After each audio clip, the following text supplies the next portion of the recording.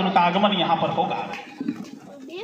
आदरणीय जिलाधिकारी महोदय के संज्ञान में जब इस योजना को लाया गया तो उन्होंने भी मुक्त कंठ से इसकी प्रशंसा की और चुनाव के पश्चात अति व्यस्तता चूंकि चल रही है उसके पश्चात उन्होंने यहाँ पर आकर के उसकी मॉनिटरिंग करने, उसको संवर्धन करने, उसको संरक्षित करने और उसका उन्नयन करने का उन्होंने जो वादा किया है वो मुक्त कंठ से और तालियों की गड़गड़ाहट के साथ प्रशंसनीय और वंदनीय हमेशा रहेगा।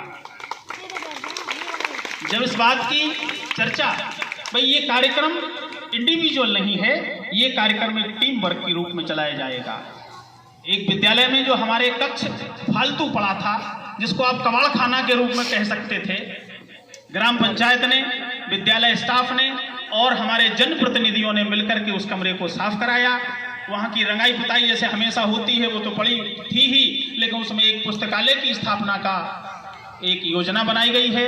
उसमें सुचारू कक्षाएं यहाँ चलाई जाएंगी, विद्यालय समय से पहले और विद्यालय समय के पश्चात, ताकि हमारे नन्हे मुन्नों के शिक्षण कार्य में, अध्ययन अध्यापन में कोई बाधा रुकावट ना आए।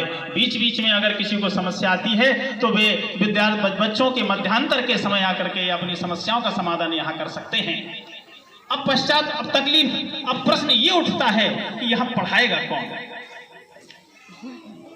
बड़े हर्ष का विषय है और यह कहते हुए मैं अपने आप को गौरवान्वित महसूस करता हूं कि मैं उस ब्लॉक में एक शिक्षक हूं जिसका नेतृत्व एक ऐसे खंड शिक्षा अधिकारी के पास है जो एक कुशल प्रशासक होने के साथ साथ एक कुशल शिक्षक भी हैं। हमारे बीच में उपस्थित श्री दीपक श्रीवास्तव जी का यहाँ पर पदार्पण हुआ है। ये विद्यालयों में चेकिंग करने नहीं जाते, ये विद्यालयों में निरीक्षण करने नहीं जाते, ये शैक्षिक संवर्धन करने जाते हैं, ये उन्नयन करने जाते हैं, ये शैक्षिक प्रबंधन करने जाते हैं और विद्यालय में स्वयं जाकर के बच्चों को पढ़ाने का भी कार्य करते हैं। मेरा उनसे भी आग्रह रहेगा कि समय, जब भी समय मिले, आप यहाँ आकर के अपनी शैक्षिक संवर्धन से हम हमारे विद्यार्थियों को, गाँव के नव युवक युवतियों को आप वर्धित करें। और मुझे पूर्ण आशा है कि शनई शनई यह एक कोचिंग संस्था एक विशाल विश्वविद्यालय के रूप में संपूर्ण राज्य में चलाई जाएगी। माननीय मुख्यमंत्री महोदय के द्वारा चलाई जा रही अभ्युदय योजना से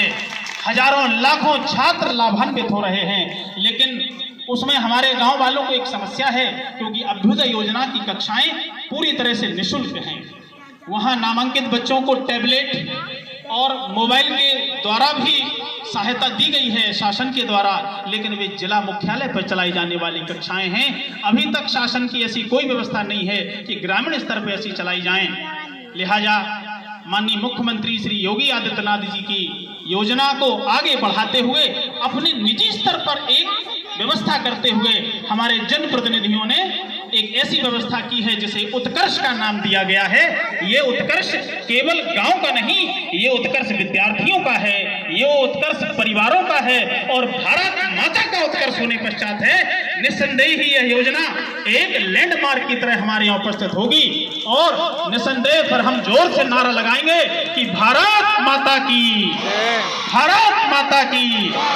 ये अभी केवल एक प्रारंभ ही है, इसका जो अंत होगा वो